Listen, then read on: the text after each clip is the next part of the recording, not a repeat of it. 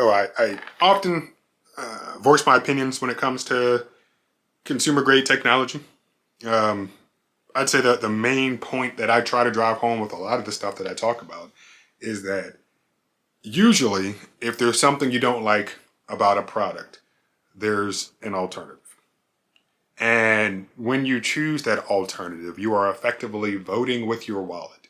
You are letting that company know that, hey, CEO, CTO, whatever, CFO, yes. I don't approve of, your product. I don't like it for whatever reason, and I'm not going to give you any money. A lot of the times, I feel like people make a lot of compromises, especially when it comes to the realm of technology. Like, oh, I'm really not that big of a fan of it, but, and, it's either what my friends use or the person at the store said it was a good thing and they kind of sold it to me. I don't know. So iPhone or Android, whatever, really it is what it is. But at the end of the day, we as consumers collectively have the power to impose change. So instead of talking about cell phones today or computers or whatever, let's talk about something else. Here we are talking about McDonald's. So it looks like customers are outraged over recent prices. Now, personally, I don't go to McDonald's that often. In fact, the last time I went, I think it was because of T-Mobile Tuesday, and it was like get a free Big Mac or something or some free nuggets. I don't really care for their food. But yeah, apparently, people are paying $3 for a single hash brown.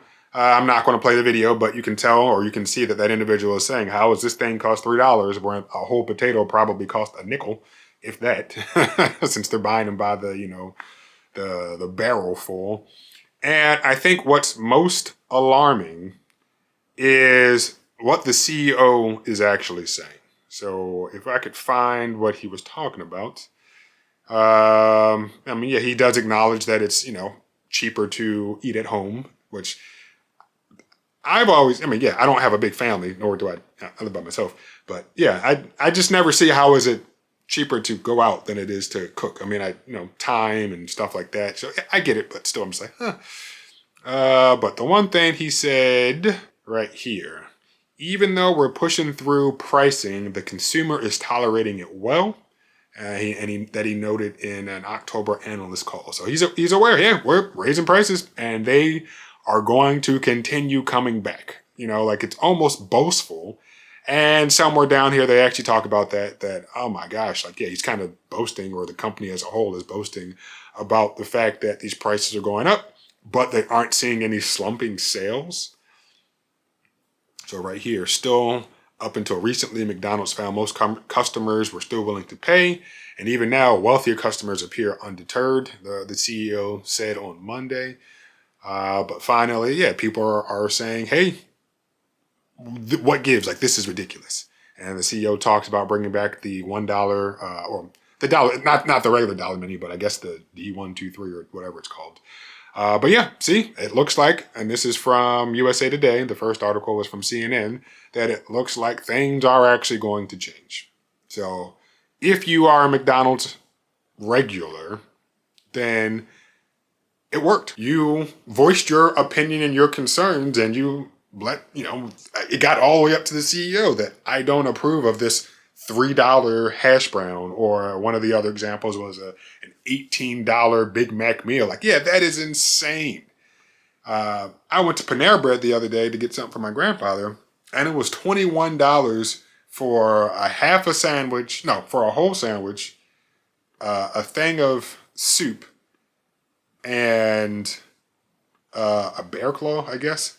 And when she told me how much it was, I was like, I love my grandfather, but this is the last time I'm coming here. Because I wouldn't get anything. It was just for him. I was like, $21 for a soup and sandwich. Now, if I had gotten a half sandwich, it would have been a little, but I'm just like, this is too much for what I'm getting. So any of the fast food restaurants, if you don't approve of what they are selling you in terms of quality, cost, convenience, time to prepare, literally anything, we have the power to collectively say, we don't approve of that. So if you want to keep making it, cool, but we're not going to buy it. And now you're going to lose money. So you need to shift your strategy. And of course, I have to directly come back to some of these device manufacturers when it comes to our cell phones. If you don't like it, don't buy it. And it's that simple. And, I fall victim to it as well, that, oh man, I don't really care for this, but, I buy it. And yeah, I have the iPhone because iMessage, which I understand that it is just software and it should be cross-platform, but Apple chooses to not make it cross-platform. They know that it could be, but, in the realm of their C-suite executives have said, we are not going to make it cross-platform. And finally, yeah, they'll be adopting RCS later this year, which there's no reason that they can't just switch it on now. And that's, a whole nother conversation. But the whole point of this video was just, yes, to remind you, if you don't know, collectively, we have the power to do anything, to impose change. So if you don't like something, be the voice of reason. Be that first person to say something. Talk to other people about it who might be having the same issues, because we can make a change.